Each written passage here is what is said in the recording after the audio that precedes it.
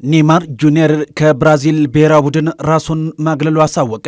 የ34 ዓመቱ ብራዚላዊው የፊት መስመር አጥቂ ኔይማር ጁኒየር ከብራዚል ብሔራዊ ቡድን ራሱን ማግለሉን በይፋ አሳውቋል። አሁን ላይ በቃኝ፣ ለብራዚል ብሔራዊ ቡድን ራሴን ሰውቻለሁ፣ ብዙ ታሪክንም ሰርቻለሁ፣ ደሜን ሰጥቻለሁ ሲል ኔይማር ጁኒየር አስተያየቱንም ሰጥቷል።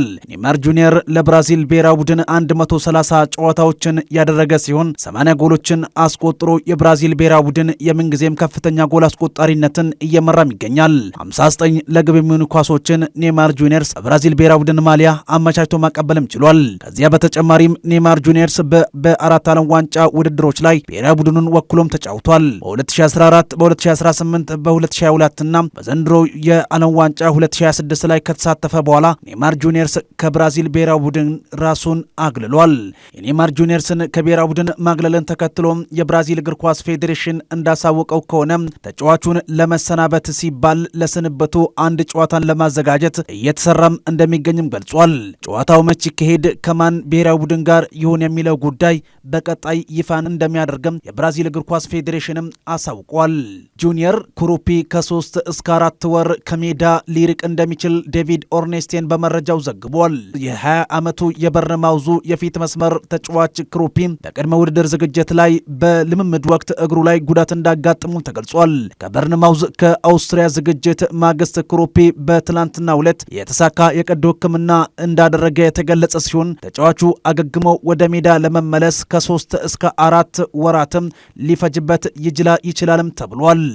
የመርሲሳይዱ ክለብ ሊቨርፑል ለብራድሊ ባርኮላ በርከት ያለ የዝውውር ሂሳብ ለማቅረብ መዘጋጀቱን ዘ አትሌቲክ በመረጃው አስነብቧል።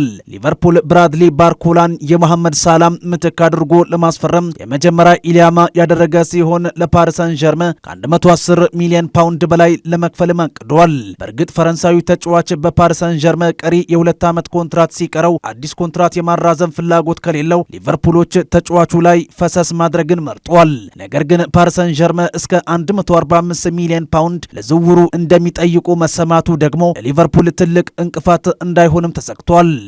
ፊፋ በአርጀንቲና 3 ብሔራዊ ቡድን ተጫዋቾችና በአንድ አሰልጣኝ ቡድን አባላት ላይ የዲሲፕሊን እርምጃ እንደሚወስድ ዘግቧል።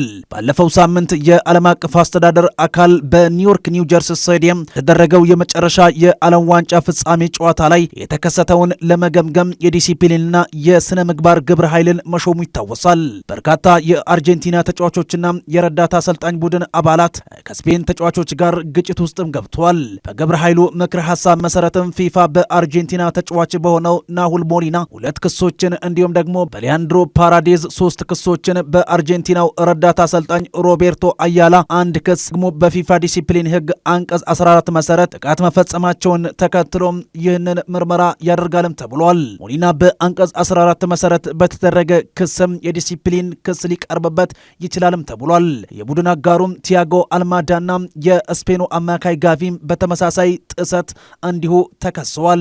ፊፋ በእነዚህ አካላት መካከል ምናልባትም የአንድ ጨዋታ አለፍ ካለም የ3 ጨዋታ ቅጣት ሊጥልባቸው እንደሚችልም በመረጃው ተመላክቷል።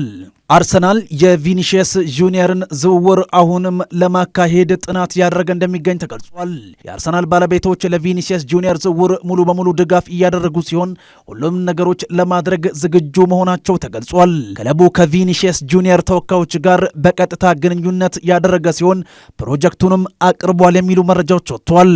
ሁኔታው አሁንም እንደቀጠለ ሲገለጽ በሪያል ማድሪድ በኩል ምንም አይነት ስለ ቪኒሺየስ ጁኒየር የተለወጠ ነገር የሌለ ሲሆን አሁንም የተሻሻለ ውል አቅርቦት እንዲሁም አዲሱ ያላደረጉም መረጃዎች ጠቁሟል። ሁኔታው አሁንም እየቀጠለ ሲሆን የመጨረሻው ውሳኔ የቪኒሺየስ ጁኒየር እንደሆነ መረጃዎች እያመላከቱ ሲገኝ በነገው ዕለትም ቪኒሺየስ ጁኒየር የመጨረሻ ውሳኔውን ያስተላልፋልም ተብሏል። ቪኒሺየስ ጁኒየር በቀጣይ በሪያል ማድሪድ የመቆየት እጣ ፋንታውን የማይወስን ከሆነ ሪያል ማድሪድም አዲሱን ኮንትራት ከነ ደሞዝ ጭማሪ ለተጫዋቹ የማይጨምር ከሆነ ተጫዋቹ ከቤርናቢዮ የመሰናበት እድሉ በጣም ሰፊ እንደሆነ መረጃዎች እየጠቆሙ ይገኛሉ። አርሰናል ይህንን ዝውውር ጋይድ ለማጠናቀቅም አሁንም ሌት ተቀን እየለፋ እንደሚገኝ መረጃዎች እየጠቆሙ ይገኛሉ።